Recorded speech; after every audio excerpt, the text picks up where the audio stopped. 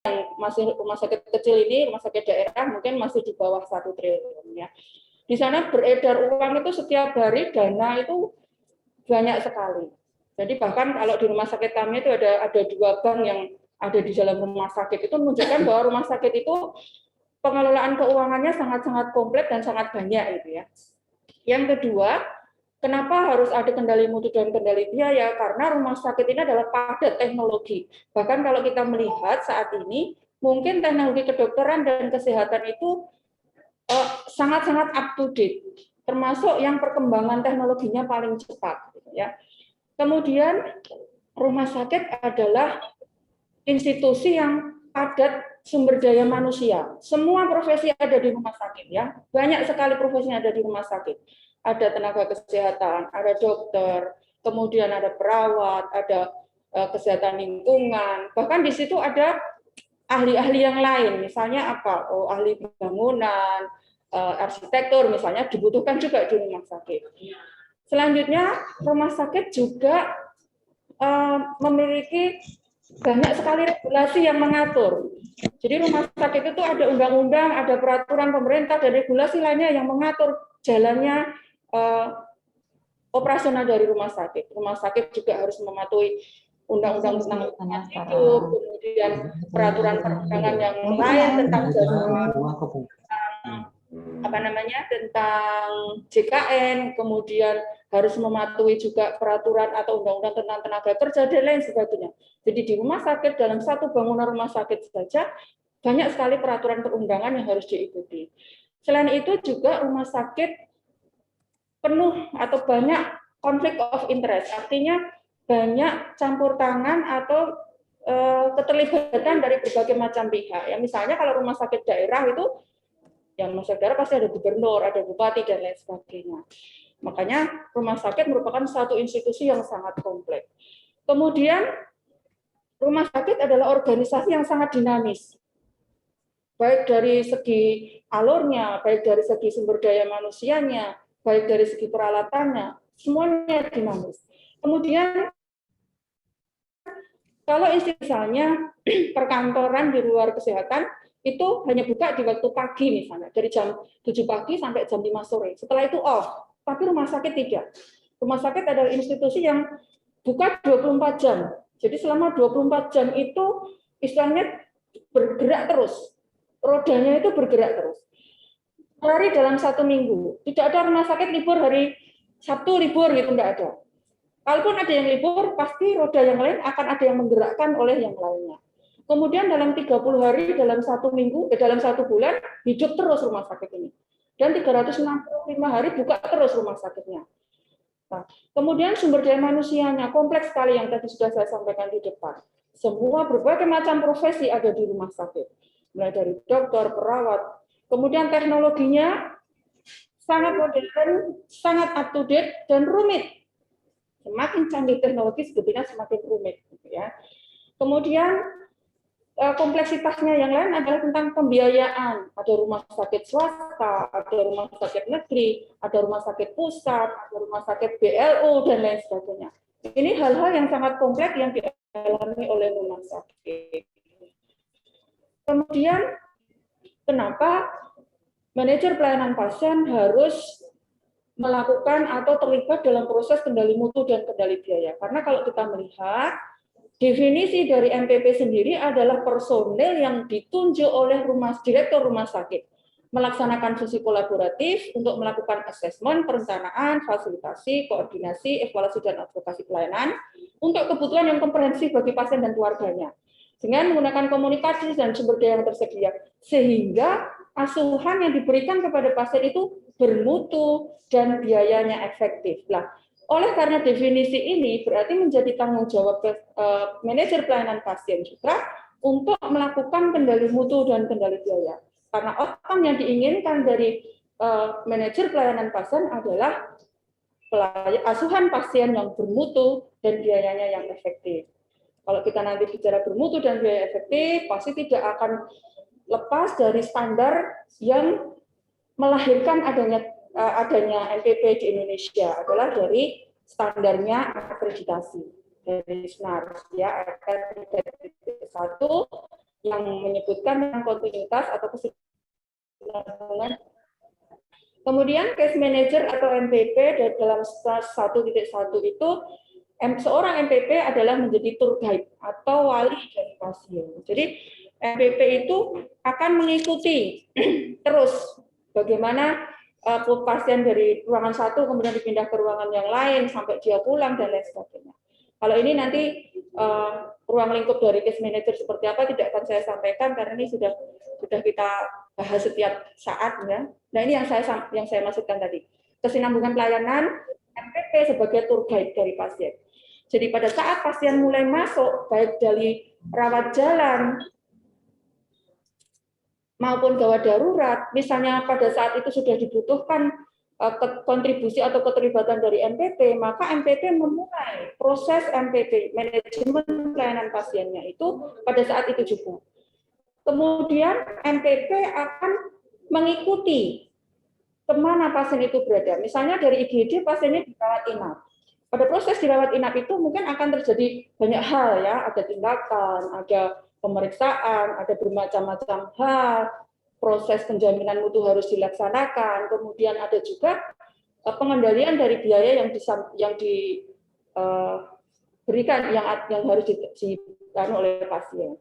Pada saat inilah MPP harus mengikuti. Kemudian sampai pada saat pasiennya keluar itu dalam kondisi apa? Bisa sembuh, bisa dirujuk ke rumah sakit yang lain, bisa meninggal, bisa juga ya pulang tapi diserahkan atau dialih rawatkan di panti misalnya. Ini adalah suatu proses yang diikuti oleh manajer pelayanan pasien di rumah sakit, mengikuti alur di mana pasien itu berada.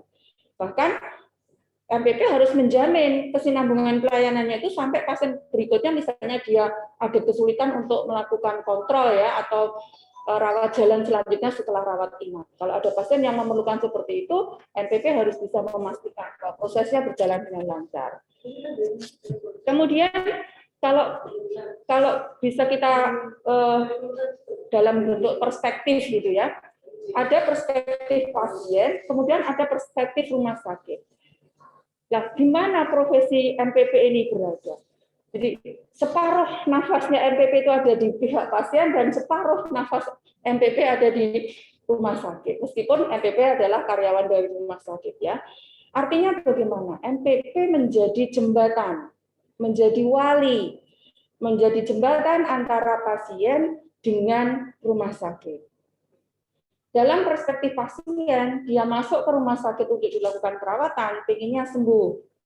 Kemudian mendapatkan pelayanan yang terbaik, tidak cemas, obatnya dilayani dengan baik, membutuhkan informasi yang benar, pelayanannya cepat, diberikan pelayanan oleh orang-orang atau SDM yang kompeten, sarana prasarananya sesuai dengan yang diharapkan.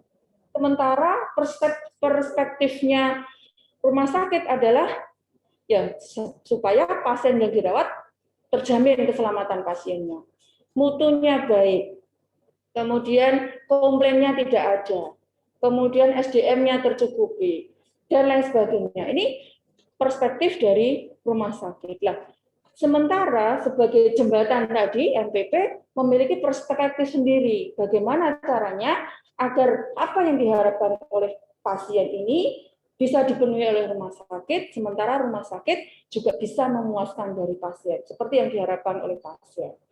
Jadi di benaknya MPP itu pasti setiap hari ini, wah ini high volume, loss-nya ini pasien ini panjang ini, biayanya tinggi, potensial komplain, daftar antrian mau operasi sangat lama, kasus-kasus kompleks, pembiayaan kompleks. Jadi kalau bisa saya simpulkan untuk di mana posisi MPP ini berada adalah MPP menjadi jembatan bagi kepentingan pasien dan kepentingan rumah sakit. Nah, kemampuan apa yang harus dimiliki oleh seorang MPP ini sudah banyak sekali disampaikan sebelumnya. Yang pertama adalah asesmen utilitas. Seorang MPP harus mampu mengakses semua informasi dan data yang dimiliki. Informasi dan data yang dimiliki tidak hanya sekedar data, tapi bisa dimanfaatkan untuk kebutuhan manajemen pelayanan pasien. Yang kedua, kemampuan yang dimiliki oleh MPP adalah perencanaan. Seorang MPP harus mampu merencanakan pelaksanaan manajemen pelayanan secara efektif dan efisien. Ya, kemudian fasilitasi. Seorang MPP harus mampu berinteraksi, makanya nanti ada kemampuan yang harus dimiliki oleh seorang MPP adalah komunikasi, soft skill, kemampuan untuk berkoordinasi. Yang terakhir adalah advokasi. Advokasi ini mampu menjadi advokat untuk semua orang atau semua pihak yang terlibat, misalnya DPJP dan lain sebagainya. Oleh karena itu dipersyaratkan oleh KARS dalam panduan MPP itu seorang MPP harus memiliki kualifikasi pernah menjadi kepala ruang. Karena kalau belum pernah menjadi kepala ruang, mengasesmen utilitas, kemudian advokasi, fasilitasi pasti akan mengalami kesulitan. Karena kemampuan ini, asesmen utilitas, perencanaan, fasilitasi, dan advokasi pernah didapatkan dan pernah dilaksanakan pada saat MPP menjadi kepala ruang. Ini kemampuan. Ini yang diharapkan dimiliki oleh seorang MPP. Pengetahuan atau pelatihan lainnya yang harus dimiliki atau harus sebaiknya dimiliki oleh seorang MPP. MPP harus paham tentang panduan praktek klinis karena dalam prosesnya nanti, proses pelaksanaan manajemen pelayanan pasien itu sangat-sangat terkait dengan CP, sangat-sangat terkait dengan panduan praktek klinis, algoritma, protokol, standar, dan lain sebagainya. Jadi MPP harus paham betul tentang SPO, tentang kesinambungan pelayanan, keterlambatan pelayanan, pemberian informasi, itu seorang MPP harus paham betul. Kemudian pelatihan PCC ya, kalau teman-teman sudah ikut pelatihan dengan KARS, itu sudah banyak sekali pelatihannya tentang PCC. Kemudian pelatihan-pelatihan tentang perasuransian ya, eranya saat ini memang eranya JKN, jadi mau tidak mau hampir semua rumah sakit di Indonesia ya, sebagian besar rumah sakit di Indonesia kerjasama dengan BPJS. Jadi mau tidak mau perasuransian terutama jaminan kesehatan nasional ini, Inasi Bidis, MPP harus tahu. Ya, karena nanti akan menjadi jembatan antara DPJP dengan Kodim gitu ya, biasanya seperti itu. Kemudian pelatihan tentang discharge planning untuk kontinuitas pelayanan. Ada beberapa kasus yang memang harus atau membutuhkan keterlibatan MPP dalam proses discharge planning. Memastikan misalnya, oh pasiennya pulang, dia sendirian di rumah, tidak punya keluarga. Ini tugasnya MPP nanti untuk memastikan bahwa pada saat dia pulang, dia tidak menjadi terlantar. Makanya akan bekerja sama dengan dinas sosial, kemudian panti-panti dan lain sebagainya. Ini tugas harian dari seorang MPP.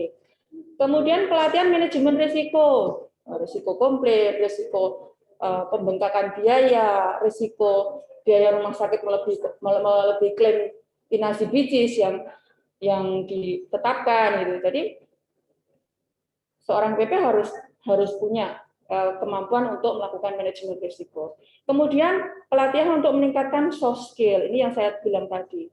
Advokasi, komunikasi, sangat dibutuhkan kemampuan seorang MPP untuk memiliki kemampuan interpersonal ini. Harus pelatihan, jadi handling komplain, MPP juga ikut pelatihan, customer service, MPP juga harus tahu gitu ya. Jadi memang apakah di tempat kami semuanya sudah dimiliki? Belum semuanya dimiliki, tapi paling tidak dalam pelaksanaan sehari-hari kita sudah melaksanakan. Jadi sambil jalan memang ya. Perspektif pelayanan rumah sakit, ini yang kita harapkan. Pelayanannya memuaskan, produknya bermutu, dan value yang diharapkan adalah menyenangkan. Menyenangkan siapa? Menyenangkan semua pihak, baik pasien maupun rumah sakit.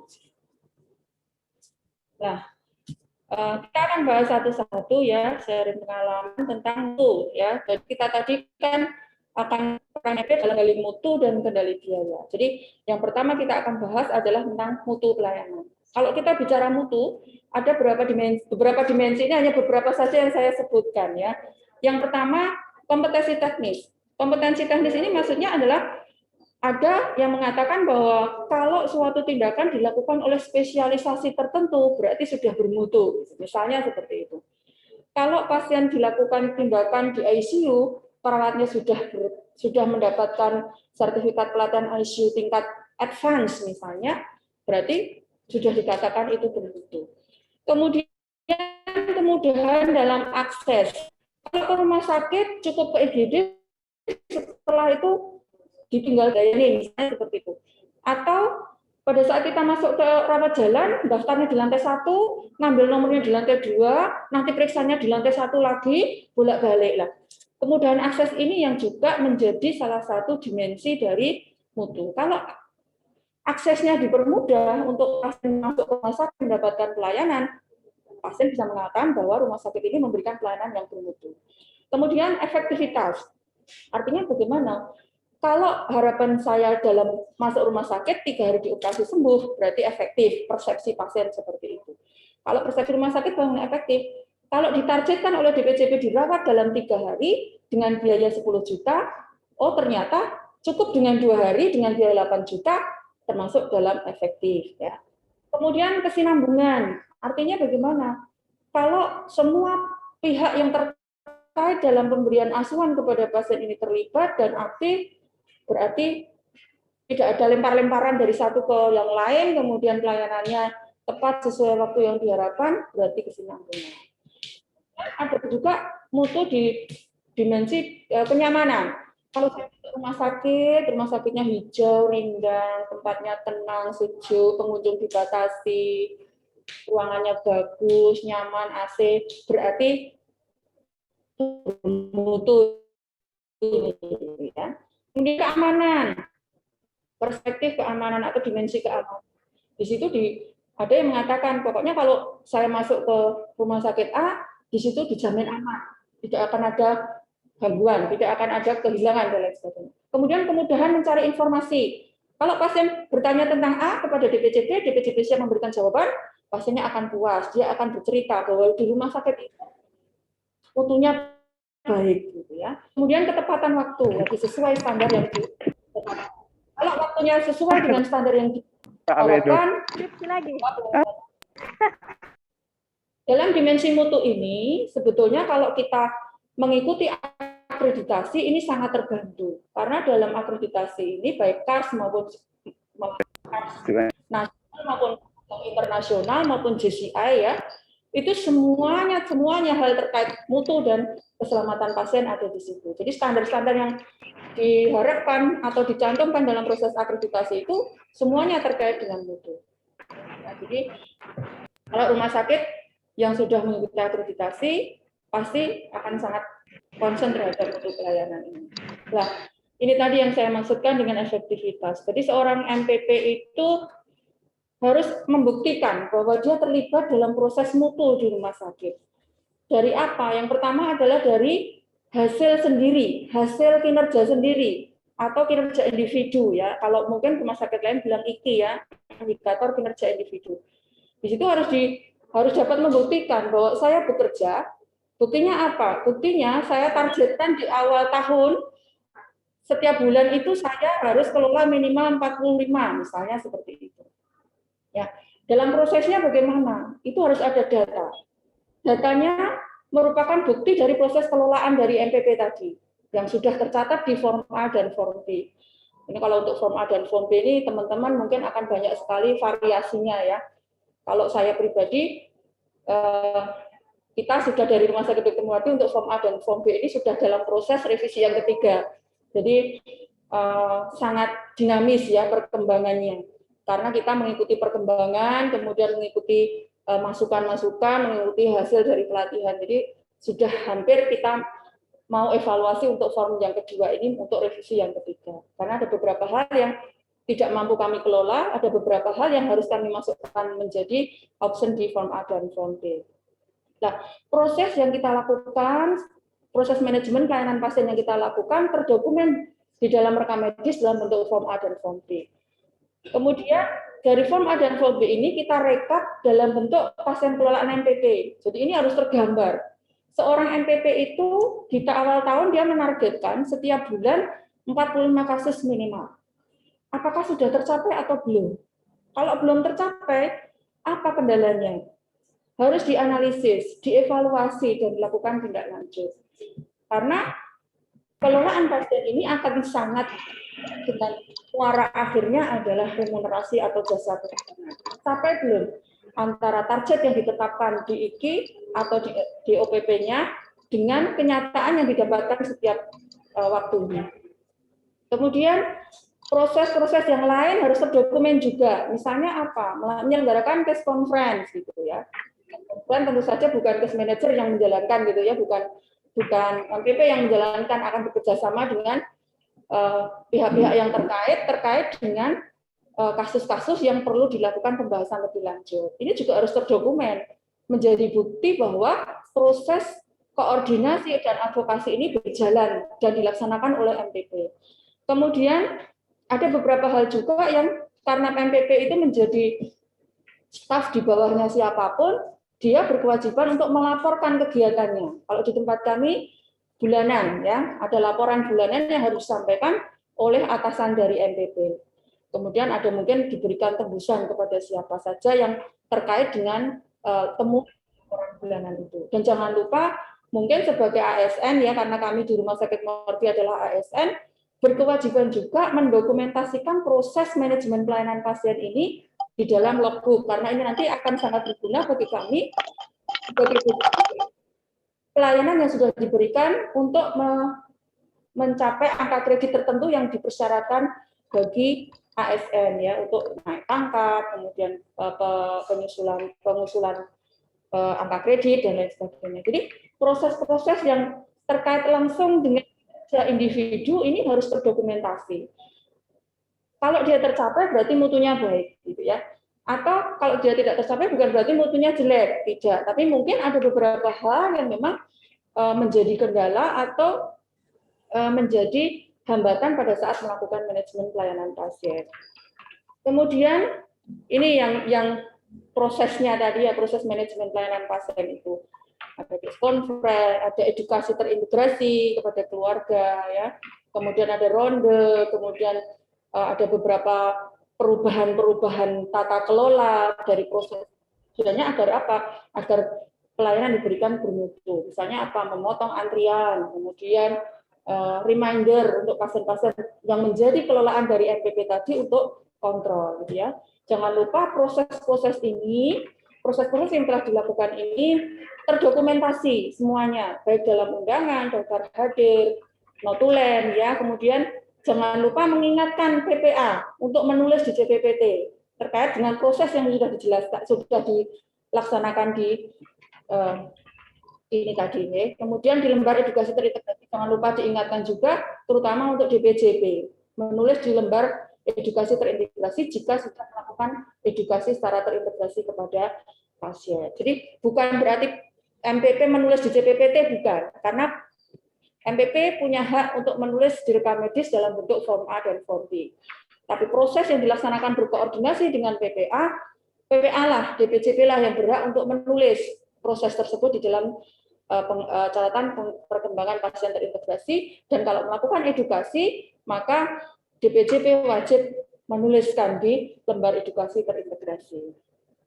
Nah, kalau tadi kita bicara tentang mutu individu MPP, proses pelaksanaan manajemen pasien oleh MPP sendiri berdasarkan indikator kinerja individu. Nah, MPP juga harus tahu hasil mutu atau produk mutu yang dihasilkan dari kinerja unit. Unit ini mestinya adalah rumah sakit ya. Jadi kalau ini saya gambarkan dari tahun 2011 akhir ya, di November 2011 kami menjadi MPP, kemudian mulai dari tahun 2012 dari loss, ya, itu menjadi sorotan dan sangat-sangat bermakna. Bukan berarti loss yang menurun ini, yang membaik ini terjadi. MPP bukan, kerjanya adalah kerja bersama. Tapi dengan adanya MPP terbukti bahwa loss pasien dari tahun ke tahun menurun. Ya, dari awalnya dulu tahun 2012 itu kita masih loss-nya sekitar 5,37. Sampai di tahun 2020 ini terakhir kita di loss-nya adalah di 3,31. Bukan berarti ini kerja MPP sendiri, bukan. Kerja semua tim di rumah sakit, tapi MPP ada di situ. MPP terlibat di situ karena MPP bertugas memantau length of stay pasien. Lah loss-nya ini dilihat dari mana? Pasti dilihat dari clinical pathway-nya, dari CP-nya. Setiap kasus akan berbeda. Kemudian kita juga harus melihat, karena kita kan banyak berkoordinasi dengan DPJP. Kelengkapan asesmen awal dokter ya. Ini yang sering, karena rumah sakit kami terus terang saja kami rumah sakit pendidikan ya. Jadi masih ada beberapa dokter yang kadang-kadang tidak setiap hari, kadang-kadang tidak visitor, visitornya diwakilkan kepada PPDS. Nah, ini juga kita harus tahu data ini, karena nanti kita akan berkoordinasi terkait dengan apa? Kesinambungan pelayanan pasien kepada yang diterima dia dari DPJP. Kemudian terkait dengan capaian kepuasan pelanggan, gitu ya. Ini juga sangat-sangat kita harus tahu karena MPP sangat berperan di sini. Jadi misalnya ada pasien yang mulai ini, kalau orang Jawa bilang bribek-bribek, ini kayaknya mau ada komplain nih, bribek-bribek gitu. Lah, PPA atau perawat yang ada di ruangan akan segera menghubungi MPP. Tujuannya apa? MPP akan melakukan advokasi. Jangan sampai ada komplain yang meningkat. Capaian kita masih rendah, masih 83,05. Tapi ini mengalami peningkatan dibandingkan dari grafiknya naik. Kepuasan pasien ini meningkat dari 81,65 menjadi di akhir tahun 2020 di bulan Desember ini 83,65. Jadi memang menjadi suatu hal, kalau di kami ini sesuatu hal yang menyenangkan buat kami, karena apa? Berarti proses yang kita lakukan bekerja sama dengan PPA, bekerja sama dengan semua unit yang ada di rumah sakit ini secara angka menunjukkan perbaikan. Baik dari loss menurun, kemudian kepuasan pasien meningkat, kemudian kepatuhan dari PPA mengisi lembar rekam medis ini juga mengalami peningkatan. Jadi itu yang terkait dengan pengendalian mutu. Proses-proses yang ada di rumah sakit, beberapa hal memang menjadi fokus utama dari seorang MPP dalam melakukan proses manajemen pelayanan pasien. Yang kedua, terkait dengan kendali biaya. Nah, ini yang kita sampaikan bahwa seorang MPP itu bahkan kalau dibilang case manager sekarang ini moto duiten gitu, ada yang bilang begitu ya, tapi mau tidak mau karena kita memang menjadi salah satu pilar dalam proses kendali biaya, MPP harus paham tentang ini. Bagaimana supaya pendapatan tetap meningkat, biaya variabelnya meningkat tapi tidak terlalu tinggi, biaya tetapnya stabil, total biayanya dengan volume yang meningkat tapi tidak terlalu signifikan, sehingga apa? Sehingga yang diharapkan adalah ini, untung. Jadi kalau kita melihat di grafik, misalnya kita juga harus tahu ini, MPP harus tahu per unitnya ini bagaimana. Misalnya di IGD, di IGD antara unit cost-nya itu antara pengeluaran dan pendapatan kok sama. Nah, ini harus kita menjadi kerjasama dari MPP dengan pihak yang terkait untuk membahas ini. Kenapa bisa begitu? Oh, ternyata pemborosan di pemeriksaan penunjang. Kita ketemu kemarin begitu ya. Di IGD, pasien dengan kecelakaan dilakukan pemeriksaan radiologi itu sampai 11 item, bayangkan. Kalau 11 item dilakukan, ternyata pasiennya rawat jalan, ini siapa yang rugi? Rumah sakit, jelas.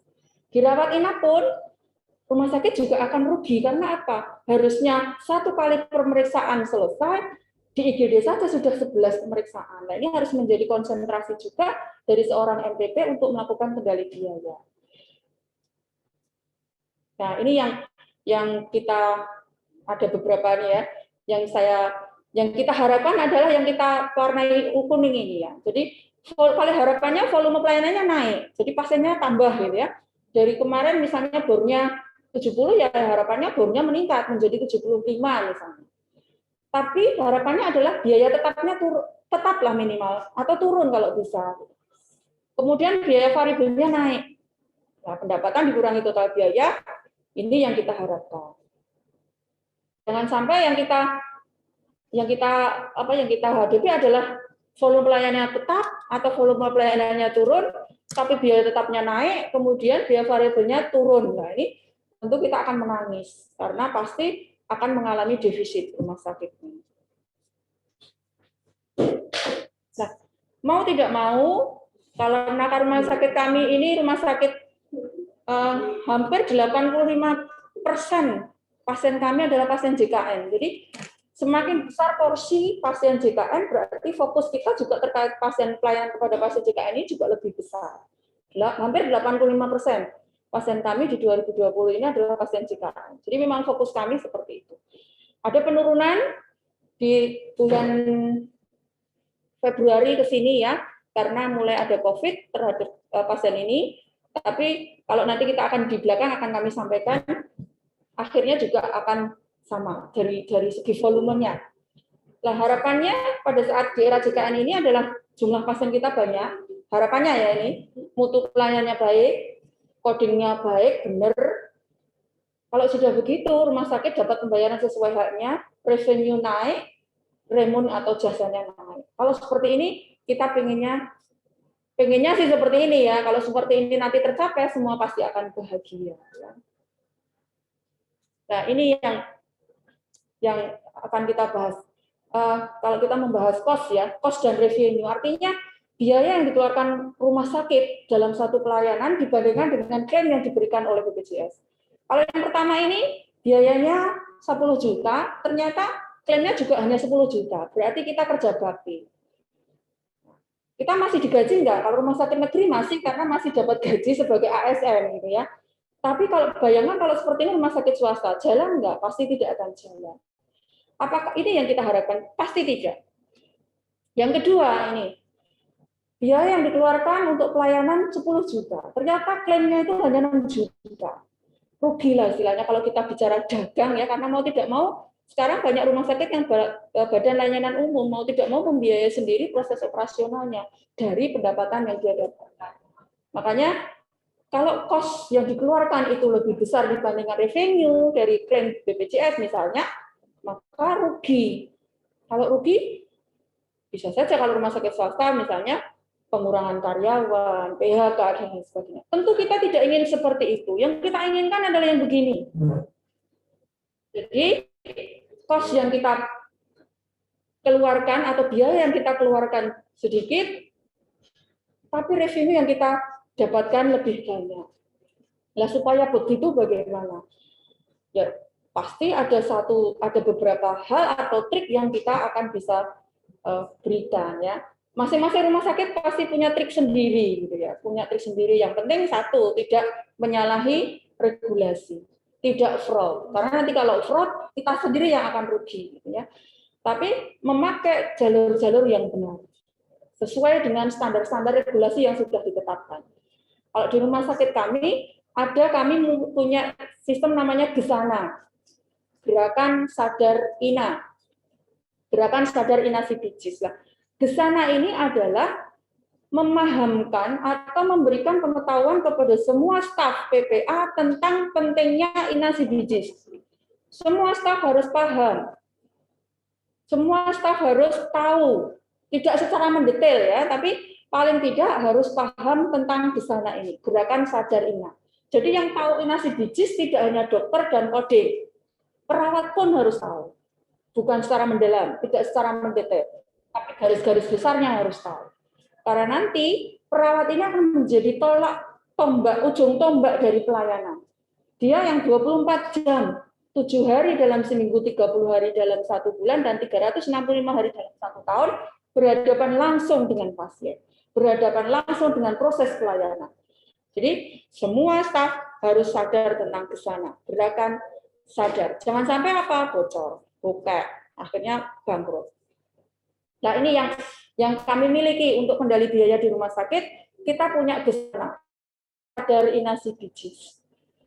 GESANA ini di tempat kami, GESANA ini adalah suatu aplikasi di rumah sakit. Jadi kami punya SIM rumah sakit, di dalamnya ada aplikasi namanya GESANA.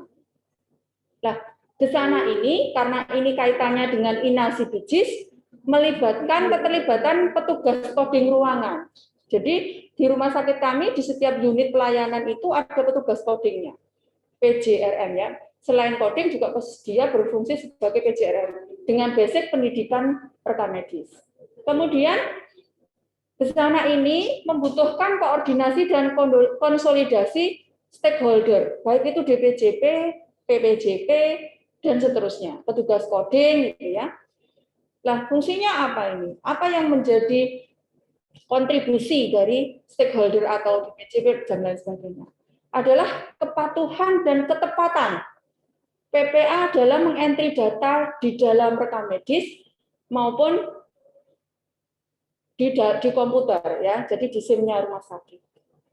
Jadi setiap hari, setiap saat harus dipastikan. Salah satu tugas dari petugas coding yang ada di luar, kepatuhan dan ketepatan DPJP, PPA, ya, tidak hanya DPJP, ya. Kemudian entry data harus real time di aplikasi ini. Jadi kalau misalnya dokter melakukan tindakan A pada hari ini jam 13, ya selesai tindakan dia harus segera mengentry. Karena nanti akan ada perubahan. Kemudian no undercoding atau upcoding. Jadi jangan sampai ada undercoding dan upcoding. Ini juga salah satu proses yang harus dipahami oleh NPP, ya. Jadi tidak ada reka-reka. Di situ apa adanya. Makanya diperlukan kelengkapan dalam proses dalam berkas-berkas penunjang yang dibutuhkan dalam klaim. Jadi tidak hanya pada saat akhir bingung, ini kurang ini, tidak. Tapi kalau misalnya pasien hari ini dioperasi, ya saat ini juga laporan operasi harus sudah dan lain. Aplikasi kami tentang di sana. Nah, ini bentuknya. Jadi di SIM itu kalau kita mengentry satu nomor pasien akan atau ruangan gitu ya, kita akan melihat di situ nama pasiennya siapa, DPJP-nya siapa, loss-nya berapa hari, di situ kelihatan loss-nya berapa hari, kemudian biaya rumah sakit saat itu berapa, dan tarif prakodingnya berapa. Itu kita akan kelihatan. Yang menjadi perhatian dari NPP atau manajer pelayanan pasien adalah pertama pasti kita akan melihat loss. Oh, pasien ini hanya pasien dengan efusi pleura, tidak ada yang lain ya, misalnya hanya efusi pleura. Oh, di BPK disebutkan bahwa efusi pleura dirawat maksimal 12 hari. Pasien ini kok loss-nya sudah 16 hari. Lah ini menjadi warning dari MPP bahwa ini menjadi kasus kelolaan MPP.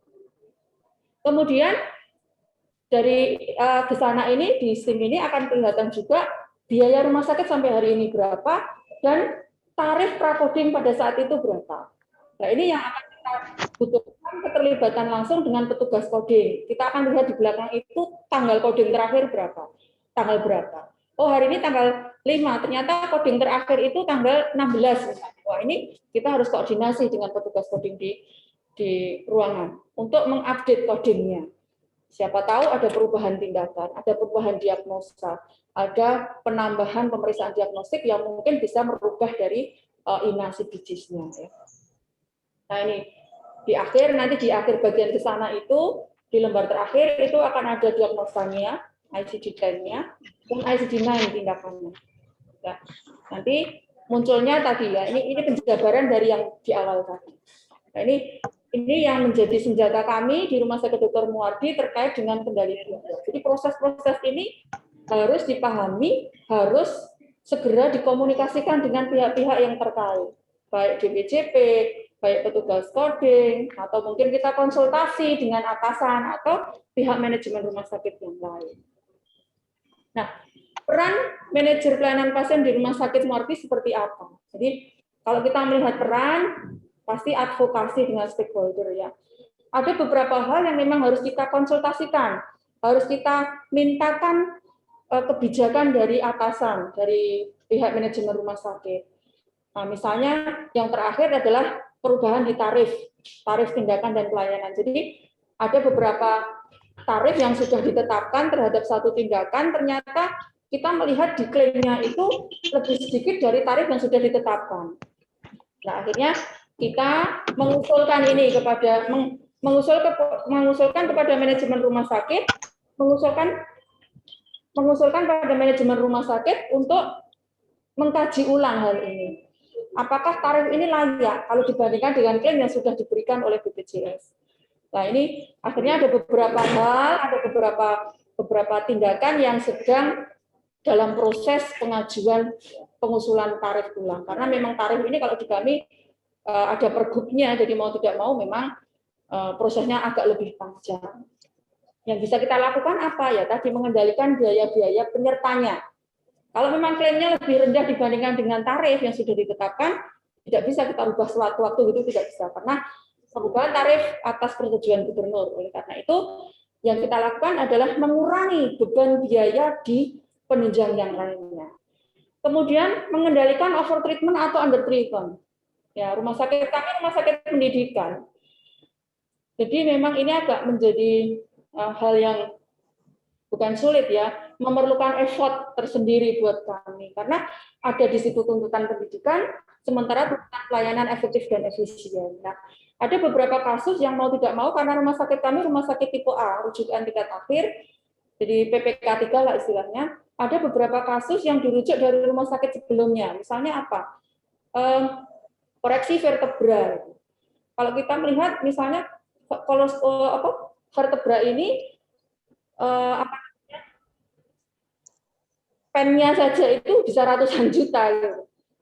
Nah, bagaimana caranya? Karena kita rumah sakit pendidikan tidak mungkin kita tidak melakukan itu, karena ini dibutuhkan untuk kemajuan pendidikan.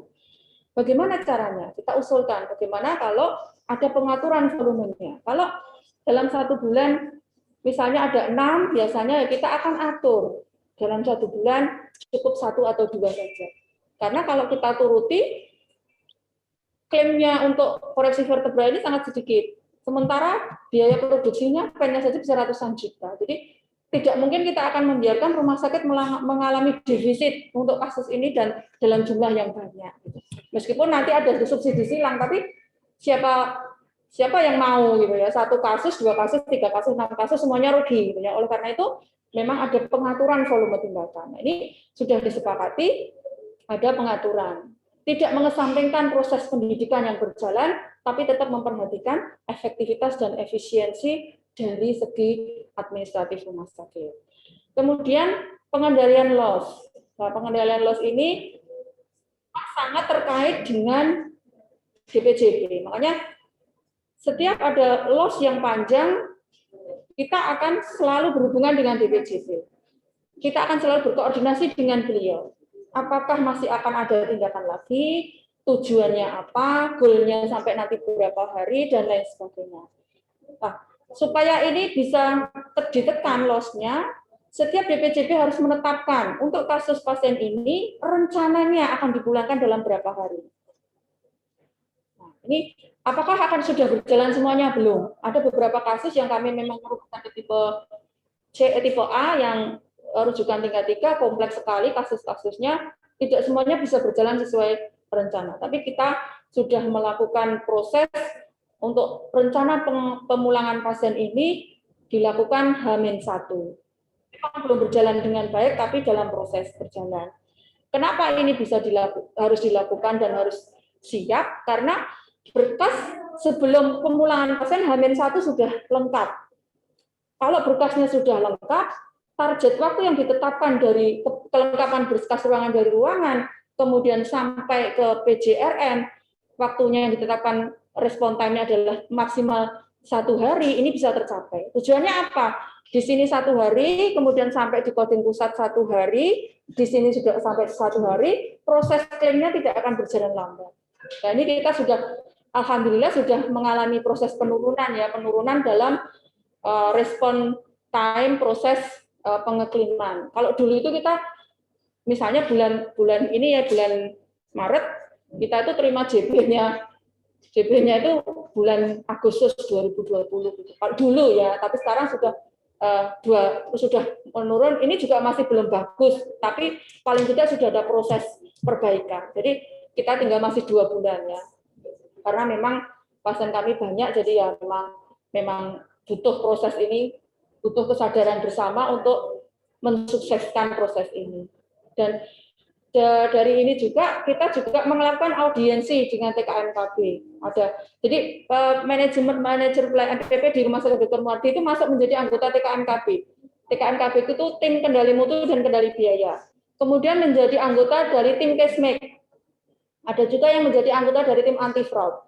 Jadi segala sesuatu yang terkait dengan kendali mutu, kendali biaya, kemudian case make dan anti fraud, manajemen pelayanan pasien di Rumah Sakit Dr. Muardi menjadi bagian dari itu.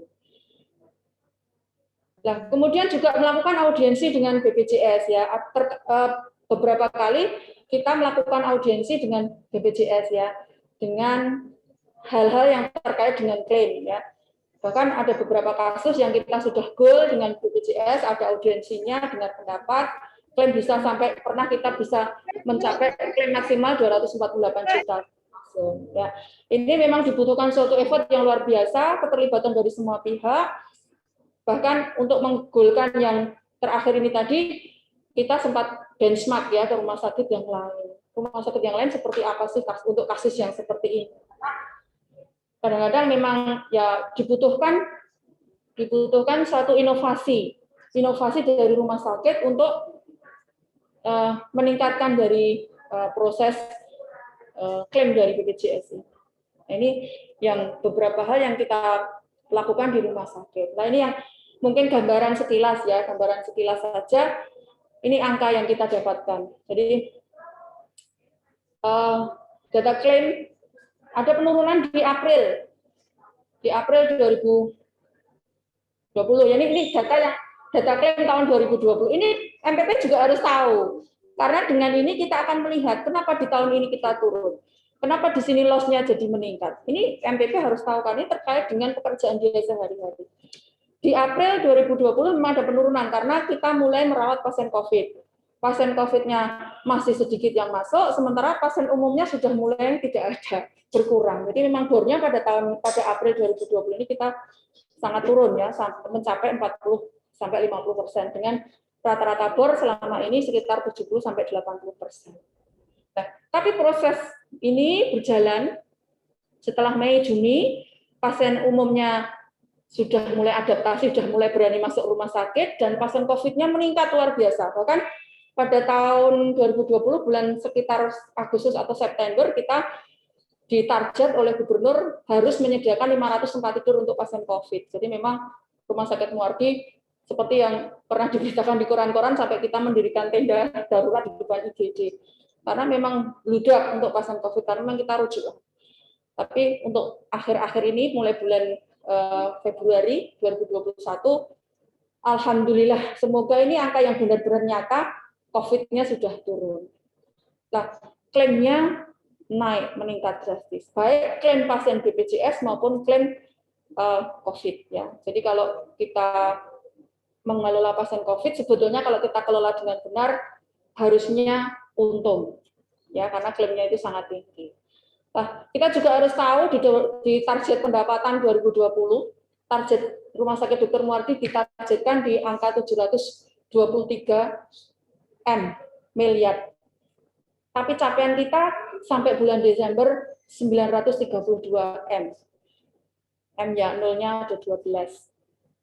Itu bentuknya seperti apa saya nggak tahu, tahunya cuma angka saja. Jadi kalau ini dibandingkan dengan rumah sakit yang besar pasti sangat kecil nilainya. Tapi ini menjadi gambaran bahwa MPP menjadi salah satu pilar untuk menaikkan target pendapatan dan meningkatkan klaim dan mengurangi loss. Ini yang ingin saya sampaikan kepada teman-teman MPP semua, bahwa keberadaan MPP ini sangat-sangat dibutuhkan di rumah sakit. Terutama dalam hal apa? Kendali mutu dan kendali biaya. Makanya seorang MPP di rumah sakit harus memiliki kemampuan-kemampuan yang sudah saya sampaikan di depan tadi. Pelatihan-pelatihan apa, skill-skill apa yang harus dimiliki oleh MPP. Agar apa? Agar proses kendali mutu dan kendali biaya di rumah sakit bisa berjalan sesuai yang diharapkan. Atau bahkan mungkin bisa melebihi. Jadi mungkin itu yang bisa saya sampaikan. Pasti akan sangat banyak kurangnya. Tapi saya berharap apa yang saya sampaikan ini bisa menjadi gambaran untuk teman-teman apa yang sudah kami lakukan di Rumah Sakit Dr. Muardi terkait pengendalian mutu dan pengendalian biaya di rumah sakit. Dan harapannya adalah profesi sebagai MPP ini menjadi salah satu yang dicari kalau dia tidak ada. Bahkan ada beberapa kali rapat ya, kita rapat itu kalau MPP-nya nggak ada, rapatnya nggak jadi gitu ya. Itu harapannya seperti itulah. Semoga nanti keberadaan teman-teman bisa seperti itu. Kami juga berharapnya seperti itu ya. Jadi kalau tidak ada ditanyakan. Menjadi kekangenan di rumah sakit untuk apa? Untuk meningkatkan, untuk melakukan proses kendali mutu dan kendali biaya. Mungkin itu yang bisa saya sampaikan. Mohon maaf pasti banyak kekurangan. Selamat siang. Assalamualaikum warahmatullahi wabarakatuh. Saya kembalikan pada Dr. Fitri. Monggo Dr. Assalamualaikum warahmatullahi wabarakatuh. Terima kasih Bu Siti Wahidatur Rohmah atas pemaparan materinya pada siang hari ini yang sangat menarik sekali. Baiklah, Bapak Ibu, pastinya sudah tidak sabar ini ya, sudah tidak sabar. Yang mau bertanya pasti sudah mengumpulkan pertanyaannya gitu jauh-jauh waktu dari sejak awal tadi gitu. Mungkin bisa menyampaikan materi, menyampaikan pertanyaannya satu demi satu. Karena ini saya lihat di forum chat ini belum ada, mungkin bisa disampaikan secara lisan.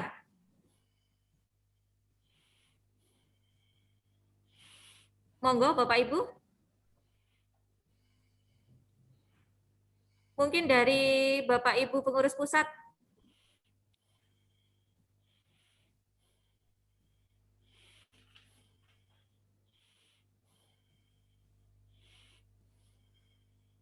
Belum ada? Saya boleh bertanya, Ibu? Ya, boleh. Silahkan, Bu Dokter. Iya. Ya. Dokter Lui, silahkan Dokter. Sebetulnya tidak bertanya sih ya. Terima kasih atas waktunya. Presentasinya sangat bagus sekali, luar biasa. Dan ini saya kaitkan dengan PMKP ya, Ibu ya, Ibu presentan. Ya, dengan PMKP. Dokter Lui lagi menjelaskan. Ya, bukan menjelaskan. Ya, karena di PMKP itu kan ada analisa kendali mutu, kendali biaya untuk prioritas pelayanan klinis yang dipilih rumah sakit. Dan rumah sakit itu kan sering kesulitan gitu ya. Kesulitan apa sih maksudnya kendali mutu, kendali biaya? Bagaimana sih membuatnya? Padahal saya suka sampaikan bahwa melalui clinical pathway nanti itu bisa ada dengan apa? Tarif JKN-nya itu kan bisa dianalisa. Saya suka bilang begitu ya, tapi tidak kayaknya belum ada link antara PMKP dengan komite mutunya dengan MPP ya. Tapi dengan presentasi ini mudah-mudahan saja link itu yang di rumah sakit Ibu ini bagus ya, Ibu juga anggota komite mutu.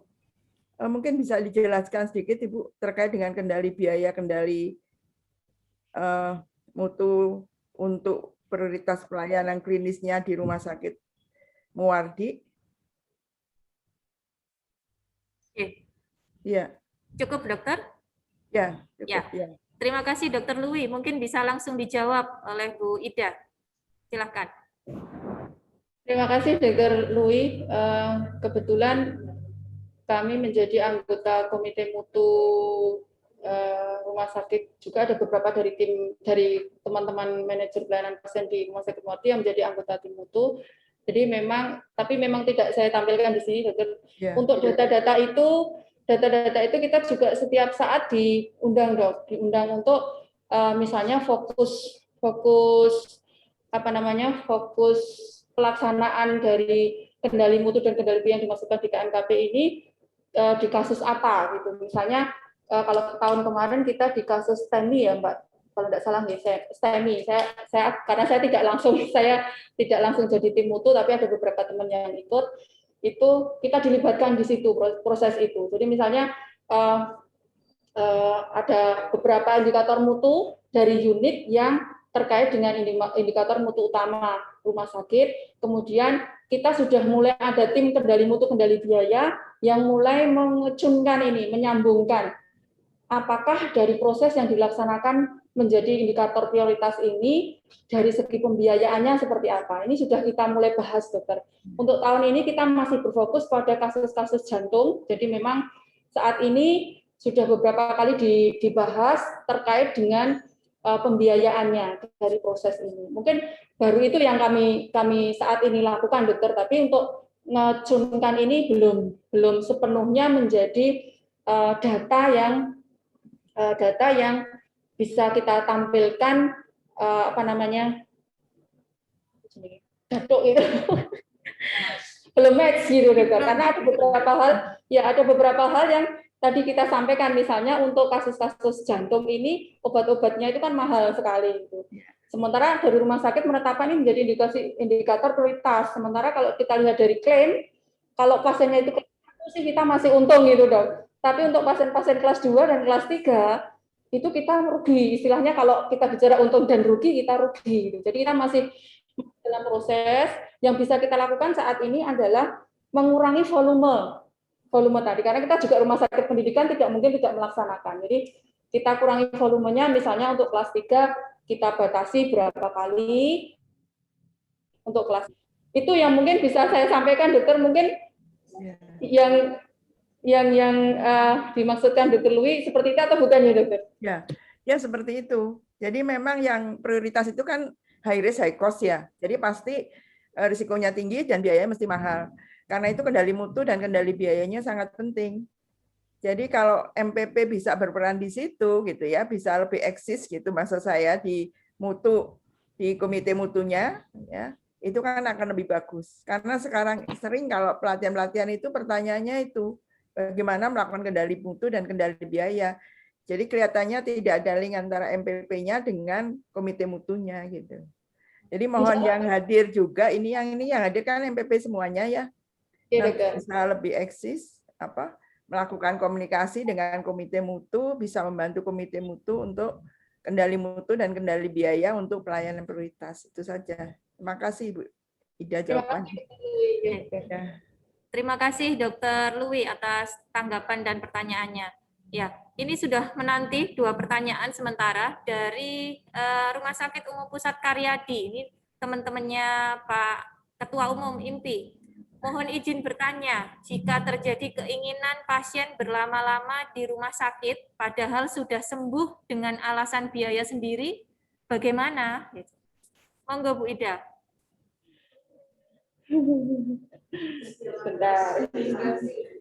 Pertanyaan menarik sekali ini. Pertanyaan yang tidak terduga. Tapi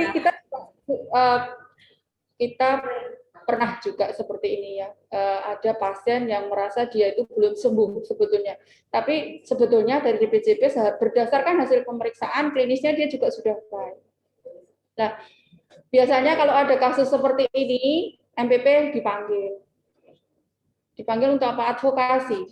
Jadi kita akan mendengarkan, pasien akan menyampaikan apa yang menjadi kesulitan atau menjadi hambatan pasien tidak mau pulang karena ruangannya di Karyadi bagus jadi dia nyaman gitu ya. Jadi itulah tadi fungsi dari MPP sebagai wali ya, wali dari pasien. Kita akan datang ke pasien, kita akan dengarkan apa hambatannya dia tidak ingin pulang atau dia tidak mau pulang. Oh, setelah kita tahu hambatannya, kita akan memberikan alternatif kepada pasien ini. Biasanya dengan pendekatan seperti ini berhasil, biasanya. Dan selama ini memang berhasil. Jadi memang perlu ada hubungan yang dijalin antara MPP dengan pasien jauh sebelum komplain ini muncul. Nah, ini adalah tugas dari PPA untuk mengidentifikasi kemungkinan komplain atau kemungkinan hal-hal yang bisa terjadi kepada pasien. Misalnya tadi. Yang kedua, kita menyampaikan kepada DPJP, mengingatkan beliau pada saat awal masuk 1 kali 24 jam, maksimal 2 kali 24 jam, DPJP harus tetapkan dari awal. Kira-kira dengan kasus ini, pasien akan dirawat selama beberapa hari. Nah, kalau sudah seperti itu, harus disampaikan juga kepada pasien. Jadi kalau dokter memprediksi ini akan dirawat selama kurang lebih 7 hari. Nah, ini juga harus disampaikan kepada pasien bahwa Bapak dan Ibu, Bapak atau Ibu nanti dirawat di sini kurang lebih sekitar 7 hari. Jadi sejak awal sudah disampaikan kepada pasien bahwa targetnya adalah segini, Bapak nanti kurang lebih pulang seperti ini. Kalau ini sudah disampaikan kepada pasien, insya Allah proses-proses kita pendekatan ke pasien ini lebih enak, lebih gampang. Ya, pasien itu trust-nya kepada kita lebih. Mungkin itu yang share pengalaman kami seperti ini. Mungkin dari teman-teman yang lain juga pasti punya trik tersendiri ya. Tapi kalau di tempat kami seperti itu. Kami juga sampaikan bahwa kalau pasien mau bayar umum ya itu pasti kita juga akan sampaikan. Kalau sejak awal Bapak pakai BPJS, tidak mungkin kami putus menjadi umum. Ini nanti akan jadi temuan.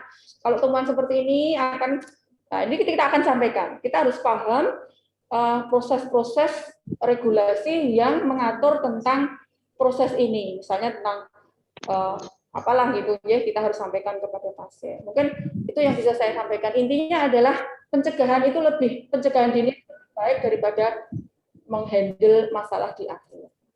Terima kasih.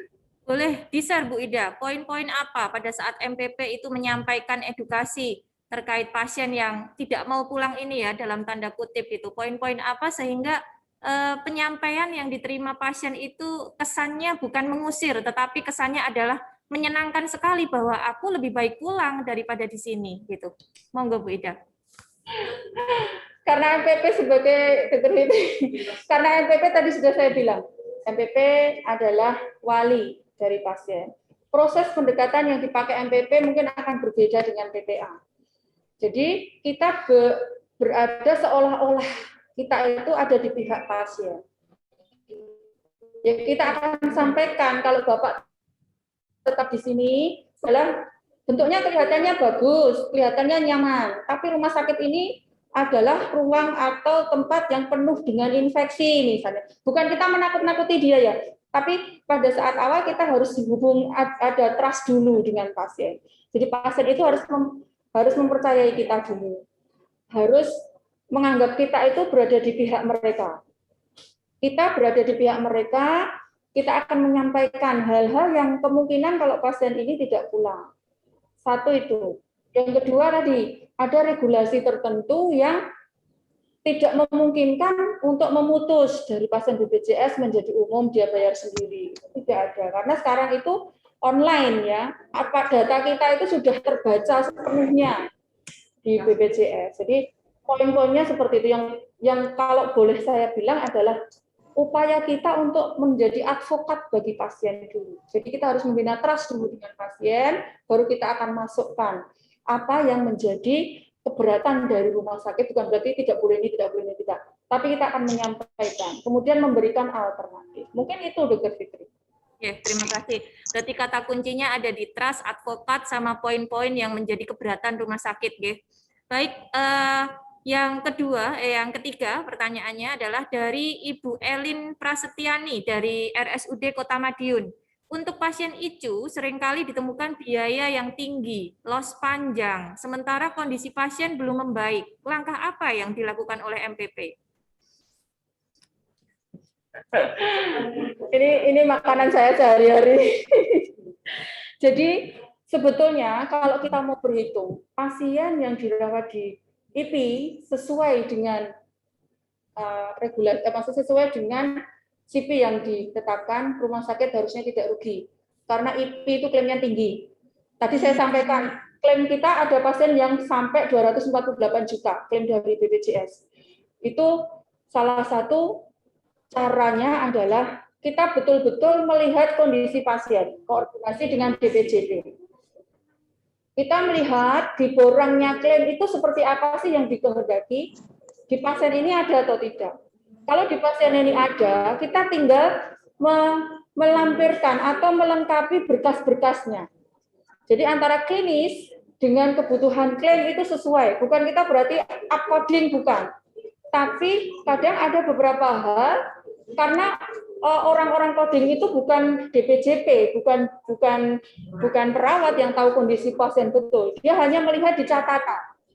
Dia hanya melihat di rekam medisnya pasien saja.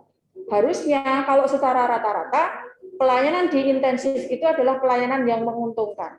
Beda cerita kalau di intensif tapi loss-nya panjang. Nah, loss panjang karena apa dulu kita akan melihat. Loss panjang kalau dia pakai ventilator lebih dari 96 jam, itu klaimnya tinggi karena itu severity levelnya 2 ya.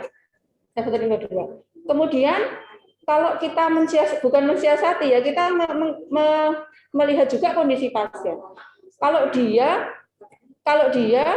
tidak bisa lepas dari ventilator lebih dari 96 jam, kemudian diperkirakan dia tidak bisa lepas dari ventilator, salah satu upaya agar dia tidak terjadi infeksi yang berkelanjutan, terutama infeksi di saluran jalan nafasnya, maka salah satu caranya adalah dengan dilakukan tracheostomi. Tracheostomi ini adalah keuntungan bagi pasien adalah mengurangi risiko terjadinya infeksi atau sepsis. Nah, keuntungan bagi rumah sakit dengan adanya tracheostomi atau pemasangan PDT itu severity levelnya bisa menjadi 3. Tadi bisa di tempat kami bisa sampai, karena rumah sakit kami rumah sakit tipe A ya. Jadi klaimnya itu bisa sampai 248 juta. Itu salah satu trik. Tapi apakah di Muardi ada pasien yang lama sekali? Ada. Bahkan ini sudah ulang tahun yang ke-8. Ada pasien kami yang 8 tahun dengan ventilator, sadar penuh, tapi dia pakai ventilator. Dan saat ini masih dirawat di rumah sakit. Nah, itulah di awal saya cantumkan bahwa rumah sakit ini adalah organisasi yang konflik of interest-nya tinggi, apalagi kami rumah sakit daerah. Di situ ada DPRD yang terlibat, ada macam-macam gitu ya. Nah, tapi bagaimana upaya kita agar kejadian yang sama ini tidak terlanjur lagi, ada kejadian yang baru lagi. Karena kemarin ada beberapa kasus yang dari awal kita edukasi. Ya, dari awal kita edukasi sampai kemudian dia bisa pulang dengan membawa ventilator. Belajar itu lagi belajar, bukan main HP. Upaya yang kita lakukan agar apa? Agar kejadian yang sudah terlanjur ini dari 8 tahun yang lalu mondok di ICU dengan ventilator ini tidak terjadi lagi. Karena yang 8 tahun ini sudah tidak mungkin lagi kita pulangkan. Karena nanti ada DPR, ada macam-macam itu yang ya, manajemen juga tidak berani untuk memulangkan. Mungkin itu yang bisa saya sampaikan, Bu Erlin. Terima kasih. Pertanyaan untuk yang berikutnya dari Bapak Epri Mulyo dari RSIA Muslimat Jombang. Langkah apa yang dilakukan oleh MPP jika ada pasien readmisi atau BPJS pada waktu pasien datang di IGD? Monggo Bu Ida. Ya, tentang readmisi ini kita memang satu kendala yang sering juga kita jumpai. Jadi yang penting kita paham dulu readmisi itu apa. Readmisi itu artinya pasien itu datang dengan kasus yang sama pada saat dia datang sebelumnya. Misalnya di tempat kami juga sering terjadi seperti itu. Misalnya apa, pasien-pasien CKD itu readmisinya sangat tinggi. Tapi itu juga akan menjadi satu data bagi kami untuk perbaikan pelayanan berikutnya. Jadi pada saat dia pulang, sebelum dia pulang, itu harus tahu betul. Harus kita bekali, kita harus koordinasi dengan PPA. Misalnya apa? Kalau terjadi kondisi seperti ini, Bapak harus bagaimana? Kalau kondisi seperti ini, Bapak harus bawa apa? Gitu. Tidak harus segera langsung ke rumah sakit. Karena memang kalau readmisi kita tidak dibayar. Nah, kedua, kita berkoordinasi dengan, nanti kita akan banyak berkoordinasi dengan IGD ya. Jadi untuk kasus-kasus tertentu mungkin masuknya dengan diagnosa yang lain atau keluhan yang lain. Jadi memang ini menjadi bagi kita tentang readmisi. Nah, memang ya terus terang tidak akan dibayar kita kalau ada di readmisi. Istilahnya kalau di tempat kami diunting, dijadikan satu dengan proses pelayanan sebelumnya. Jadi memang, tapi paling tidak data-data readmisi ini harus menjadi data atau informasi yang harus diketahui oleh semua pihak yang terkait, terutama bagian mutu, entah nanti mutu medis, mutu keuangan ya, harus kita istilahnya kita cari akar masalahnya. Kenapa readmisi kita tinggi? Apakah proses sebelumnya yang tidak sesuai, atau memang ada kesulitan atau hambatan pada saat pemberian pelayanan atau pelayanan kita yang tidak tuntas sehingga pasien datang lagi sebelum 1 minggu dengan kasus yang sama. Dari admisi, ya mau bagaimana lagi, kita tidak mungkin menolak pasien. Tapi kita akan melakukan inovasi. Inovasinya apa? Kita lihat, apa betul dia datang dengan kasus yang sama. Mungkin itu yang bisa saya jawab, Bu Fitri. Terima kasih. Ini menarik sekali, Bu Ida. Mungkin bisa jadi clue untuk teman-teman MPP kita se-Indonesia ya. Kasus readmisi ini biasanya pada kasus-kasus penyakit kronis begitu. Nah, MPP pada saat itu bergerak dikabari oleh nakes IGD. Tolong MPP datang, ini ada pasien readmisi. Kemungkinan akan rawat inap kembali. Kemudian MPP datang, kemudian mengedukasi. Nah, poin apa secara krusial gitu? MPP pada saat itu melihat ini kondisinya sebenarnya baik gitu. Tapi kenapa dia readmisi? Dan alhamdulillah pada saat itu ya. Ya, bisa saya lanjutkan? Ya, pada saat itu baik dilihat MPP, tetapi setelah diedukasi, alhamdulillah berhasil. Mohon maaf. Ya, baik Bu Ida. Jadi pasien pasien readmisi ini oleh nakes diinformasikan, nakes IGD diinformasikan kepada MPP. Tolong MPP datang ke IGD, ini ada pasien readmisi, kemungkinan akan rawat inap. Setelah dianalisa, MPP datang dan menganalisa, ini dan berhasil diedukasi, kemudian pulang. Nah, kira-kira manajemen risiko apa untuk edukasi supaya ini tidak terjadi sesuatu di rumah, satu itu. Kemudian, andai kata itu terjadi sesuatu di rumah dan katakanlah itu sebagai KTD begitu, kita secara nakes safety, hospital safety itu aman gitu, baik nakes IGD-nya maupun rumah sakitnya, karena itu jelas akan menurunkan performa layanan rumah sakit. Monggo Bu Ida. Terima kasih Dokter Emi. Kalau pengalaman kami, Dokter, pasien yang sudah masuk ke rumah sakit, readmisi atau tidak pernah kami tolak. Tidak akan pernah kami pulangkan kalau memang DPJP tidak memutuskan untuk dirawat inap. Kalau DPJP memutuskan untuk tetap rawat inap, ya kita tetap akan rawat inap. Dengan konsekuensi akan menjadi kerugian rumah sakit terkait dengan biayanya. Nah, hal-hal seperti ini, tadi yang sudah saya sampaikan di depan, harus terdokumentasi. Kasus-kasus apa saja yang readmisi? DPJP siapa yang readmisi? Yang paling banyak readmisi. Nah, hal inilah yang akan kita kelola di kemudian hari agar proses atau kejadian readmisi ini tidak terjadi. Alhamdulillah di tempat kami readmisi tidak pernah kita tolak dan kita suruh pulang meskipun kalau pasien ini membutuhkan rawat inap. Kalau seperti itu readmisi kemudian kita pulangkan, kesannya kita ini melangkai DPJP. Bukan, kita bukan melangkai DPJP. DPJP dengan kita itu adalah partner kerja yang sangat kompak. Ada beberapa hal pertimbangan klinis yang memang pasien itu mengharuskan atau menjadikan dia readmisi, dan ini tidak mungkin kita tolak. Nah ini kalau di kami, istilahnya kami itu sudah didoktrin oleh gubernur tidak mengharamkan menolak pasien. Kemarin pulang, hari ini masuk pun ya tetap kalau memang ada indikasi untuk rawat inap ya tetap akan kita rawat inap. Nah, inilah yang akan menjadi pembelajaran, harus dicari solusinya, harus dicari akar permasalahannya. Kenapa sampai pada kasus A, kasus penyakit A oleh dokter B, ini kok bisa readmisi? Berarti tadi yang saya bilang, pasti ada sesuatu hal pada saat dirawat sebelumnya. Apakah pelayanannya belum tuntas, apakah ada hal-hal atau discharge planning-nya belum berjalan dengan baik, atau edukasi kepada keluarga yang belum pas. Jadi selama ini kami tidak pernah memulangkan pasien untuk readmisi.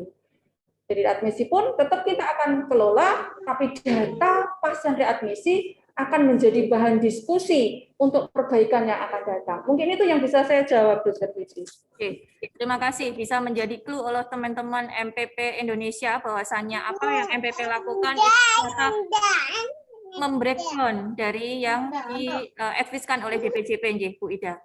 Baik, Saya untuk bisa pertanyaan masuk. selanjutnya. Saya bisa masuk Monggo sebentar. Dokter Niko, silahkan dokter. Sedikit tadi diskusi, habis itu saya akan masuk komentar. Jadi agar sangat dipahami, memulangkan pasien itu ranahnya ada di PPA, ya, dan pimpinan klinis PPA akan di PJP. Saya kira kalimat itu harus dipegang ya. Jadi kalau ada diskusi, MPP tidak pernah kami pulangkan, itu jangan-jangan, sebaiknya yang memulangkan itu tetap DPJP ya, ketua klinis. Saya khawatir salah tangkap nanti. Oh kalau gitu MPP boleh ya memulangkan ya. Jangan sampai salah tangkap. Nah, luar biasa tadi Ibu Siti Wahidatur menyampaikan satu topik yang dipilih oleh IMPI. Topik ini sangat baik, namun berat ya memang ya. Peran MPP dalam kendali mutu dan kendali biaya ini berat. Sudah disampaikan berbagai aspek, saya kira luar biasa. Saya ingin tambahkan beberapa hal. Pertama, betul kompleksitas rumah sakit, kerumitan rumah sakit. Kita mulai dari satu, regulasi. Jadi rumah sakit itu heavily regulated, ya, diregulasi secara banyak, berat. Itu poin pertama. Poin kedua, di dalam rumah sakit ada dua sistem pokok, sistem manajemen dan sistem pelayanan klinis. Nah, tentu dibantu sistem ketiga komunikasi, IT, ICT. Nah, jadi ada satu literatur memberi gambaran segitiga pasien, manajemen, nah sistem manajemen rumah sakit lah diberi gambar, dan PPA, tiga segitiga ini. Nah, disinilah MPP berposisi di tengah-tengah. Nah, bagaimana ini? Berposisi di tengah-tengah antara sistem manajemen dan sistem pelayanan klinis. Kita sangat paham sistem pelayanan klinis oleh para PPA dan multiprofesi. Nah, ini kerumitan berikutnya nih, multiprofesi ya, utamanya memang medis, keperawatan, farmasi dan gizi, itu pilar 4. Dan dari multiprofesi ini ada multi standar profesi ya, masing-masing profesi punya standar. Sehingga dikumpulkanlah dalam clinical pathway yang terintegrasi, tentu berangkatnya dari PPK. Bagus sekali tadi ada Gesana ya, gerakan sadar inasi bicis, bagus sekali. Nah, kemudian sistem manajemen. Jadi kalau kita lihat pasien di ruangan, tidur di tempat tidur, maka di situ ada unit ranap. Ada PPA yang bekerja dengan PPK clinical pathway, walaupun tidak semua penyakit dibuat hal tersebut. Dan ada manajemen unit, kepala ruangan. Nah, inilah MPP menjadi jembatan khususnya di kendali mutu dan kendali biaya. Jadi memang implementasi di lapangan ini sangat penting dipahami, adanya PPA dan saya kira sudah dipahami, dan kemudian kepala unit, kepala ruangan secara keseharian di lapangan itu. Nah, jadi dari angle sudut pandang ini tadi sudah dijelaskan oleh Ibu Wahidatur tadi, berbagai implementasi yang ada, dan sangat bagus bahwa MPP juga masuk dalam komite mutu, karena di sanalah secara makro di rumah sakit dilakukan evaluasi yang secara periodik, tentu makin lama tentu akan makin menghasilkan perbaikan-perbaikan yang ada. Saya kira itu aja tambahan saya. Terima kasih. Ya, terima kasih Dokter Niko atas penekanannya. Ya, terima kasih Dokter terkait dengan MPP tidak boleh memulangkan, itu memang betul. Maka dari itu kami tadi menekankan dan mempertanyakan ulang, mengkonfirmasikan agar menjadi clue untuk teman-teman MPP, agar teman-teman MPP ini bisa menjaga hubungan baik dengan DPJP. Jadi tidak salah persepsi dan salah langkah dalam menanggapi itu. Ya, untuk pertanyaan berikutnya dari Rumah Sakit Siti Fatimah, tidak disebutkan nama. Maaf, mau tanya, untuk CP, apa ada presentasi obat pemeriksaan penunjang dari tarif Ina Cibijis? Misal batal minum obat, batal minimal obat 30% dari tarif Ina. Sangat sulit kalau pasien dengan diagnosa Ina Cibijis minimal. Mungkin maksudnya, apa ada presentasi obat pemeriksaan penunjang dari tarif Ina Cibijis itu? Mungkin Bu Ida bisa menjelaskan.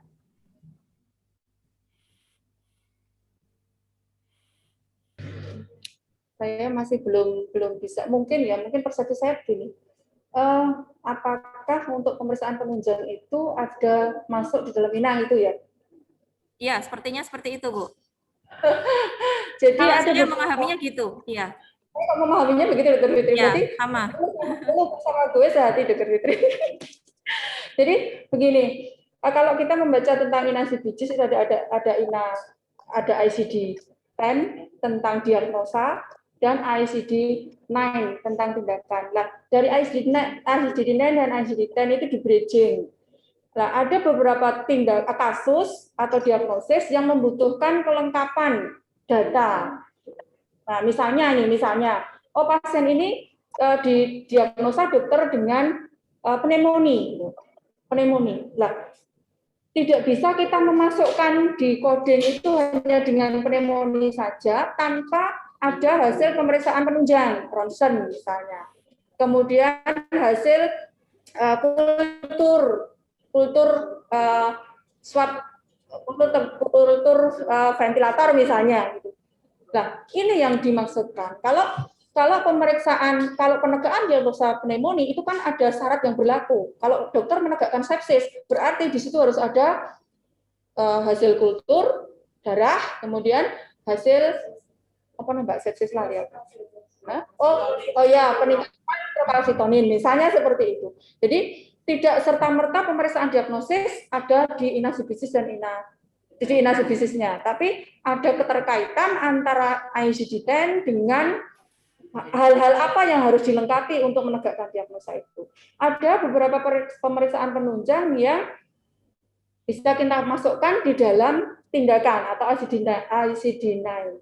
Ada beberapa, misalnya apa itu biasanya itu yang agak-agak besar, gitu. Misalnya CT scan itu bisa, kemudian MRI, kemudian apalagi itu ada ini termasuk pemeriksaan penunjang tapi bisa masuk di tindakan, jadi masuk di grupnya dari ICD-9. Itu yang kami pahami seperti itu, karena kita melihatnya di sistem yang kita miliki, petugas coding itu memasukkannya di situ dan sampai saat ini itu bisa diterima. Karena memang ada kaidahnya ya, kita juga belajar tentang ICD-10 dan ICD-9 tapi tidak mendetail memang, tapi hanya untuk clue-nya tadi, misalnya kalau dan lain sebagainya. Mungkin itu jawaban kami. Oke. Semoga memuaskan dari jawaban untuk Rumah Sakit Siti Fatimah. Untuk berikutnya pertanyaan dari Ibu Jumriana dari RSUD Sultan Agung, Sultan Daeng Raja. Bagaimana menyikapi pasien yang sudah dipulangkan DPJP tapi tidak mau pulang? Oh, tidak mau pulang karena terkendala masalah biaya. Ini pasien umum ya berarti ya. Monggo Bu Ida. Menyikapi pasien yang sudah dipulangkan tapi tidak mau pulang karena masalah biaya. Jadi, kalau di tempat kami ada pasien, jadi kita punya kebijakan. Ada kebijakan yang betul dan itu sudah disetujui oleh gubernur, ada SPK namanya. Jadi pernyataan kesanggupan pembayaran. Jadi istilahnya habisnya 10 juta, dia baru punya 2 juta. Dia akan membuat surat pernyataan untuk mencicil lah istilahnya. Sampai batas waktu berapa lama sesuai kesepakatan itu dia akan melunasi biaya pengobatannya. Kalau di tempat kami seperti itu, mungkin di tempat lain akan berbeda. Jadi di situ ada klausulnya, jumlahnya, kemudian batas waktunya, berapa lama dia akan mencicil. Jadi kalau dia tidak bisa pulang karena tidak bayar, berarti kalau harus ditagih berarti dia malah akan tambah terus itu ya biayanya. Jadi karena flow kita, turnover interval kita juga sangat tinggi, antrian kita untuk masuk juga sangat banyak, mau tidak mau kalau pasien pulang ya harus tetap kita pulangkan. Kalau dia ada keberatan di pembiayaan, tidak mampu membayar pada saat itu, akan ada SPK namanya, surat pernyataan kesanggupan untuk pembayaran. Itu share dari rumah sakit kami seperti itu. Oke, berarti memang ini sudah terkait dengan kebijakan instansi rumah sakit masing-masing, nggih Bu Ida, nggih. Jadi harapannya bisa merangkul dengan mempertimbangkan budaya-budaya setempat gitu. Yang berikutnya dari MPP Mitra Keluarga Tegal, Ibu Yuni Eva, menanyakan hasil paparan teman-teman di RS Muardi untuk kelanjutan pelayanan pasien sebatas mana MPP berperan dalam kelanjutan pos pasien rawat inap yang memerlukan kontrol rawat jalan. Apakah MPP tetap berperan sampai pasien dikatakan sudah tidak memerlukan kontrol rawat jalan lanjutan, atau hanya sebatas memastikan bahwa pasien akan mendapatkan pelayanan rawat jalan pos rawat inap, seperti tanggal kontrol dan sampai proses appointment? Panjang sekali nih Bu Ida. Silakan. Jawabnya juga bingung saya ini. Ya. Jadi memang tidak pada semua pasien kelolaan MPP yang diberikan perhatian khusus pos-pondok ini ya. Ada beberapa kasus khusus, karena kalau semuanya dibegitukan kami yang tidak mampu kelola. Jadi kami hanya mengelola untuk kasus-kasus tertentu, misalnya kasus-kasus yang menjadi perhatian. Menjadi perhatian itu misalnya apa? Oh sudah di-upload di media massa misalnya tentang pasien-pasien dengan transplantasi ginjal, itu juga kita harus pastikan tanggal berapa dia harus kontrol, mengingatkan kembali dia kontrolnya di mana, dan lain sebagainya. Kemudian pasien-pasien pos bedah jantung. Kasus-kasus seperti ini memang menjadi salah satu fokus kami. Jadi untuk pasien-pasien pos bedah jantung, biasanya kita akan mengingatkan dia sebelum dia kontrol, dia harus kontrol di mana dan apa yang harus dia bawa. Tapi untuk kasus-kasus yang lain, kami belum mampu mengelolanya. Jadi memang hanya tertentu. Kemudian ada juga kasus-kasus misalnya kemarin manusia kayu gitu ya, itu juga menjadi fokus kami. Mungkin itu yang saat ini bisa kami sampaikan, Dr. Fitri. Kami memang belum mampu kelola untuk semua kasus kelolaan MPP untuk di follow up sampai dia post kontrol. Itu, Dokter. Terima kasih, menarik sekali Bu Ida. Untuk selanjutnya Bu Ida, ini apakah di Rumah Sakit Dr. Muwardi ada kelolaan pasien dengan gelandangan atau pasien dari panti breda yang oleh DPJP sudah tidak ada pelayanan, tetapi kami rumah sakit tidak bisa memulangkan karena tidak kunjung dijemput oleh dinas terkait ya, dinas sosial mungkin maksudnya. Tentunya kalau lama kita rawat pastinya meningkatkan loss, biaya, kemudian beban rumah sakit, padahal gelandangan nggak ada penjamin begitu. Nah, peran MPP ini bagaimana? Monggo Bu Ida. Terima kasih. Rumah Sakit Muwardi banyak sekali. Banyak sekali pasien-pasien gelandangan, kemudian pasien-pasien hasil cidukan ya dari polisi Pramong Pajak, ada pasien-pasien yang cidukan, pasien-pasien yang tabrak lari, dia tidak diketahui identitasnya, dia tidak tahu siapa dirinya, dan pasien-pasien dari panti. Nah, inilah fungsi dari MPP. Disinilah letak partisipasi atau keterlibatan MPP untuk memastikan bahwa pasien ini dapat dikelola dengan sebaik-baiknya, sama harkat martabatnya dengan pasien yang lain. Kemudian tugas MPP adalah memastikan setelah dia selesai masa perawatan secara klinis boleh dipulangkan, karena dia gelandangan tidak punya saudara, MPP bekerja sama dengan petugas sosial masyarakat. Kita punya PSN, Bu, di Rumah Sakit Dr. Muwardi. Jadi kita punya unit, masuk di unitnya rehab medik, di sebelah ada petugas sosial medik. Kita akan sangat berhubungan dengan beliau. dia yang memiliki akses bekerja sama dengan bagian rumah sakit, memiliki akses kemana-mana saja. Misalnya kalau di Solo itu ada rumah Solo PMI, kemudian ada Panti Breda. Dimanapun dia akan sudah memiliki channel. Jadi kalau dia secara klinis kita sudah pastikan dia sudah layak untuk pulang, dia tidak punya bersama dengan PSE, kita juga akan mengedukasi, misalnya butuh perawatan lebih lanjut. Misalnya untuk pasien-pasien yang seperti ini, kita akan meminta petugas dari Gria PMI itu datang sehari sebelum dia dipulangkan. Apa? Memastikan misalnya, oh pasien ini nanti butuh sonde dengan ukuran seperti ini dan lain sebagainya. Karena kalau di tempat di Solo itu ada Gria PMI itu banyak juga di dalamnya, di situ ada perawat. Jadi ada proses timbang terima yang kita pastikan akan dijalankan oleh yang menerima pasien ini kalau pasien ini kembali ke panti atau dirawat lanjutan di panti atau dirawat di Gria PMI, di Panti Breda dan lain sebagainya. Jadi melibatkan petugas sosial medik di rumah sakit. Itu Bu. Berarti melibatkan social worker ya Bu Ida Ya, di sini. Ya, social worker. Yeah. Mungkin ini pertanyaan yang terakhir ya ini sepertinya. Tapi mungkin nanti kita kasih kesempatan satu penanya secara lisan Bu Ida setelah pertanyaan ini.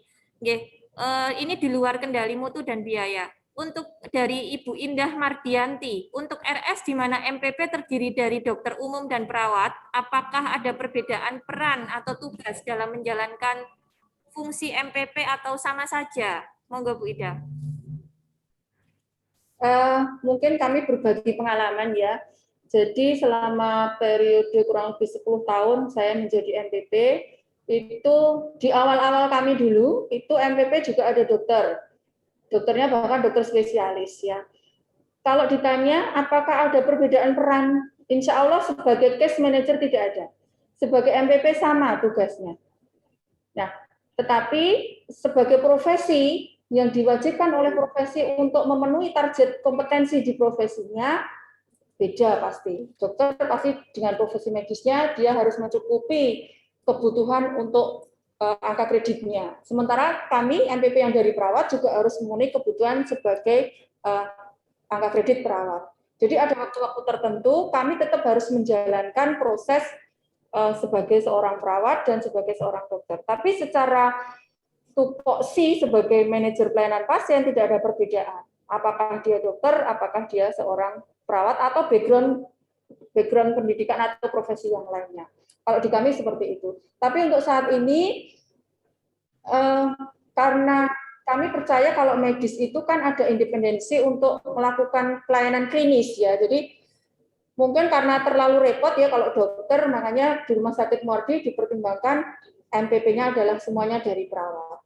Karena kalau perawat bisa purna waktu, sementara kalau dokter umum mau tidak mau harus memenuhi target sebagai klinisi tadi. Mungkin itu jawaban kami, Dr. Fitri. Oke, terima kasih Bu Ida. Ini sepertinya pertanyaan terakhir. Kita berikan satu kesempatan penanya secara online. Monggo. Jika ada Bapak Ibu yang ingin menyampaikan. Ada, mohon izin. Saya mau tanya, boleh? Boleh, silahkan Ibu. Saya dari Rumah Sakit RSPAL Dr. Amlan Surabaya. Bagaimana dengan Rumah Sakit Muardi untuk jasa MPP-nya, apakah memang sudah sesuai target? Terima kasih.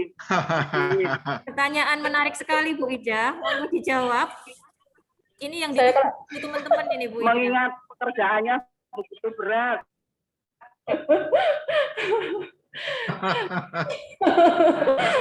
Terima kasih Bu, pertanyaan yang luar biasa ini sebagai gongnya ya Bu Fitri. Ya, betul. Pasti ujung-ujungnya adalah ini. Apakah istilahnya, apapun istilahnya ya, ada yang bilang remun, ada yang bilang jasa pelayanan atau apapun, pasti akan dikejar sampai di sini karena sebagai profesi memang ada kewajiban atau hak untuk diakui sebagai profesinya adalah dalam bentuk jasa, gitu ya. Nah, kalau di Rumah Sakit Dr. Muardi memang kami belum menerapkan remunerasi, Bu. Jadi kami pemerintah Provinsi Jawa Tengah belum menerapkan sistem remunerasi untuk SDM di Rumah Sakit Dr. Muardi dan sama di 7 rumah sakit lainnya.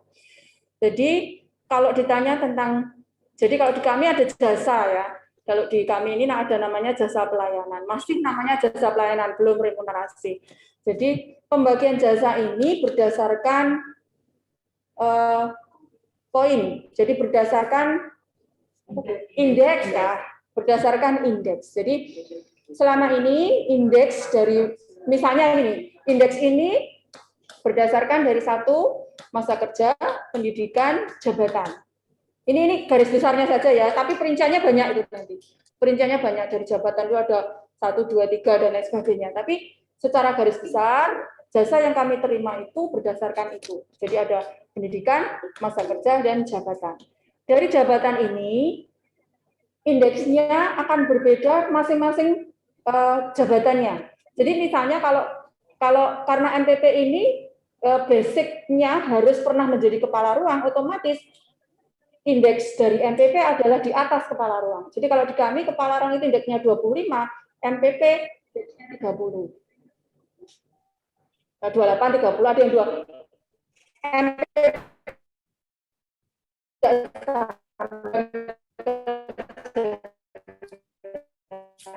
ada yang masa kerja katanya ada yang 28, ada yang tertinggi itu 31 ya.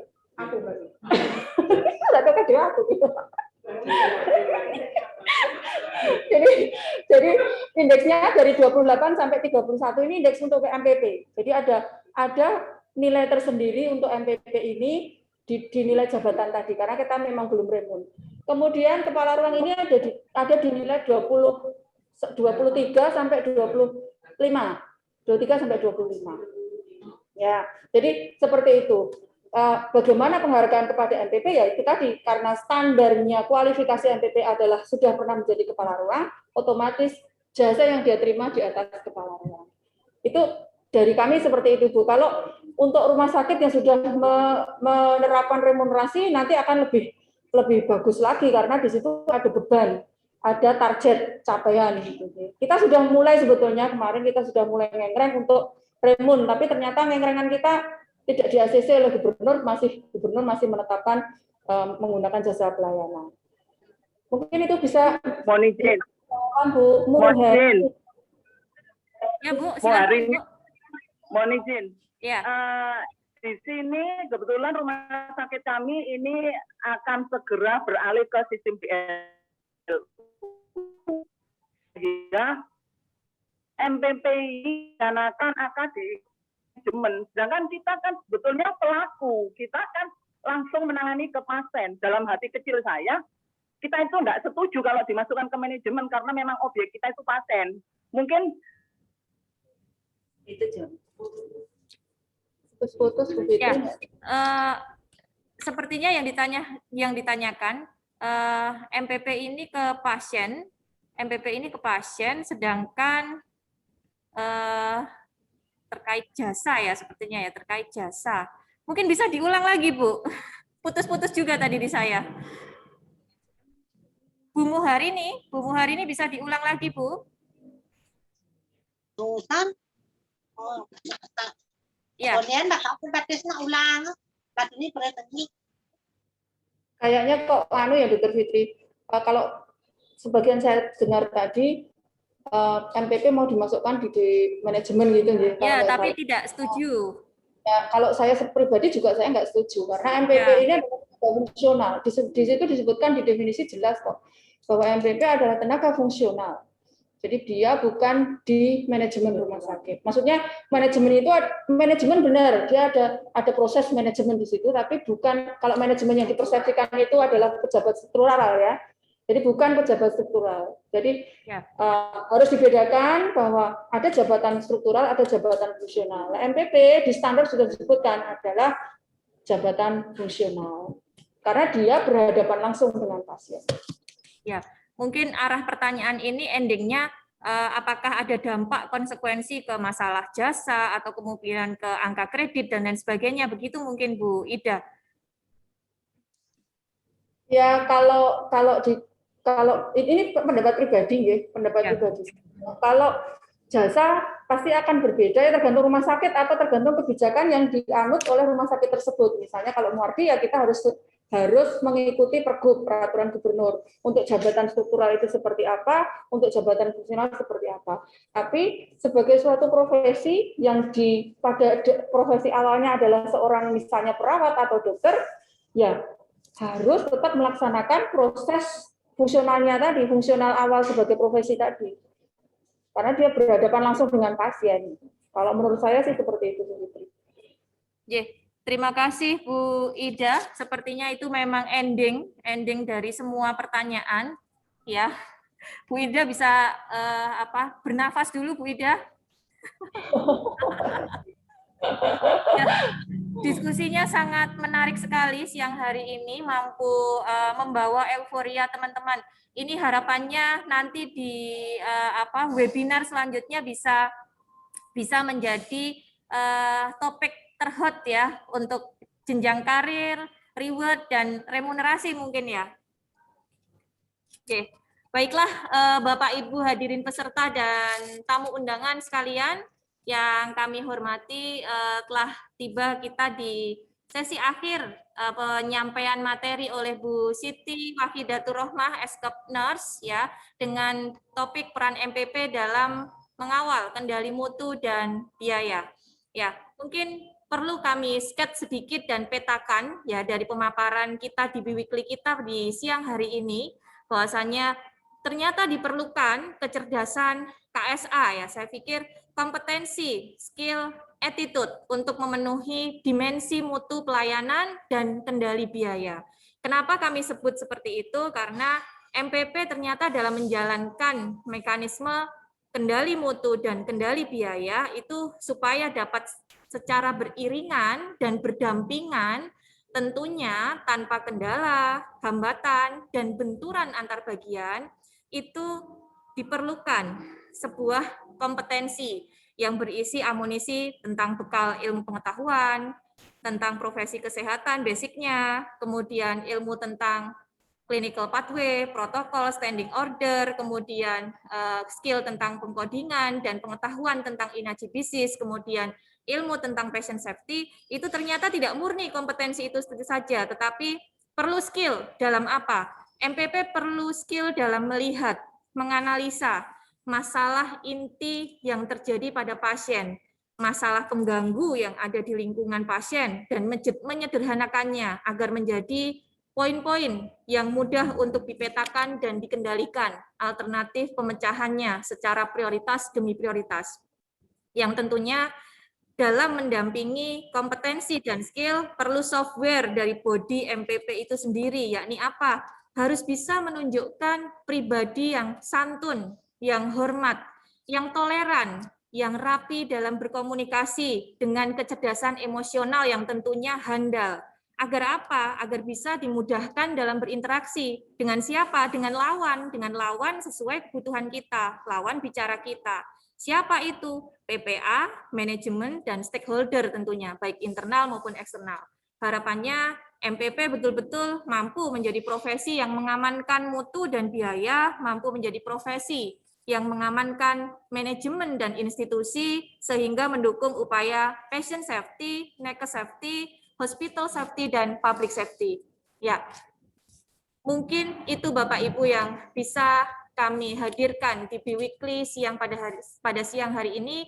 Semoga bermanfaat untuk menambah keilmuan, pengalaman, dan sharing problem kita, sharing pemecahan alternatif solusi yang bisa ditawarkan untuk institusi MPP, sejawat MPP, kemudian kepada PPA dan para stakeholder yang kita temui. Baik, untuk selanjutnya acara kami serahkan kepada pembawa acara. Terima kasih. Assalamualaikum warahmatullahi wabarakatuh. Waalaikumsalam warahmatullahi wabarakatuh. Terima kasih Ibu Dr. Fitri Emi, SPMMR yang sudah membawakan dengan sangat-sangat menarik ya topik terkait dengan KMKB ini, dan terima kasih yang juga tak terhingga ya, Ibu Siti Wahidatur, Bu Ida yang sudah memaparkan, menjelaskan dan sharing pengalaman implementasi dari KMKB. Topik menarik dibawakan secara menarik, saya rasa menjadi media belajar yang baik Biweekly 4 kali ini. Saya mengingatkan bagi yang belum absen, silakan di link chat itu ada absen, silakan absen kembali, dan terakhir kami mengingatkan sampai ketemu lagi di Biweekly yang kelima pada tanggal 19 Maret 2021 di waktu yang sama mungkin kalau hari jam 13.15 ya, karena tadi memang agak buru-buru yang Jumatan berakhir. Nah, kita bisa evaluasi waktu di mundur 10 atau berapa menit. Topiknya peran MPP dalam perencanaan pemulangan pasien dengan narasumber Ibu Ari Yulianti, Eskepnes, moderator Ibu Dian Setiasi, Eskepnes. Mungkin itu dari pembawa acara, kurang lebihnya mohon maaf apabila dalam memandu acara Biweekly 4 kali ini ada kurang, ada mungkin hambatan sinyal dan lain sebagainya, mohon dibukakan pintu maaf. Kurang lebihnya mohon maaf. Bila topik wal hidayah. Assalamualaikum warahmatullahi wabarakatuh. Selamat siang menjelang sore buat kita semua. Ya. Waalaikumsalam warahmatullahi wabarakatuh.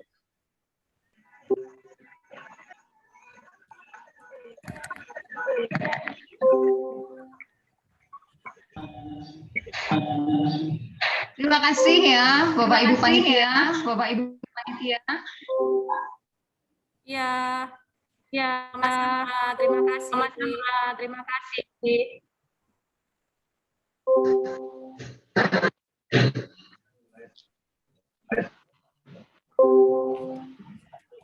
Dokter Lui masih hadir di sini.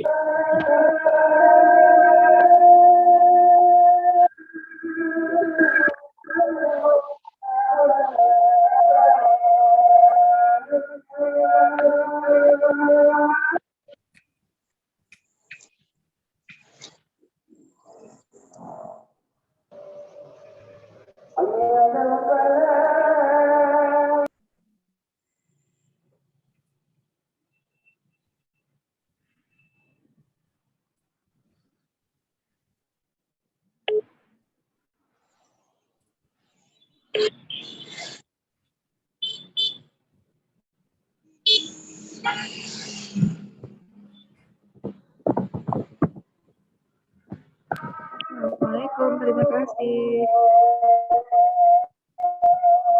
Izin live.